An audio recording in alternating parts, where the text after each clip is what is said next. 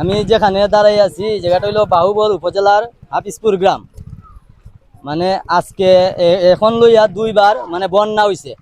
গত যে বন্যাটা হইছে 1 মাস 10 দিন বা 8 দিন আগে হইছে ওইরকম। মানে আমি একজন খামারি, প্রান্তিক খামারি। আমার মুরগ গত ভাঙ্গনের সময় আমার খামারে ছিল 4000 মুরগ। একটা খামারে 3000 মুরগ ছিল, একটা খামারে 1000 মুরগ ছিল। রাত্রির বেলায় পানি আসাতে মানে ওই মুরগগুলো আমি সেভ করতে পারছি না, সরাইতে পারছি না।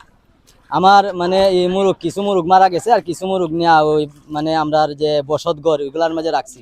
রাখিয়া পরে মানে এগুলা কিছু বিক্রি করছি। আমার প্রায় 2 লাখ টাকার মতো লোকসান হয়েছে।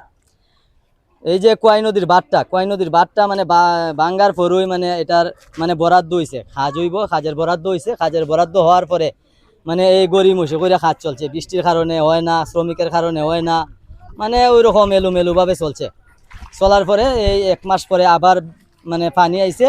মানে আমরা আবার মানে এই লসের বোঝা মাথাত লইয়া মানে বাচ্চা কাচ্চা উঠাইছি। পরবর্তী ভাঙ্গনটা কি এই তাদের মানে কেয়ার গাফলতির কারণে হইছে না কি মনে হয়? এটা বান হয়ে গেছিল, মানে বান হয়ে গেছিল, মানে বান তারা মানে লাগ করছিল। মানে লাগ করার পরে ওই পানি আইছে। তারপর ওইটা যেভাবে হইছে মানে পানি আটকানোর মতো না, মানে পানি আইছে। এখনের বন্যায় আবার মানে আমার যে বাচ্চাগুলো আছে এইগুলা মানে আবার বসত করে নিছি। মানে এটা ছোট বাচ্চা, বিক্রি করারও মতো না। মানে এখনো আমার আবার 2 লাখ টাকা মানে লস মানে সম্ভাবনা আছে। মানে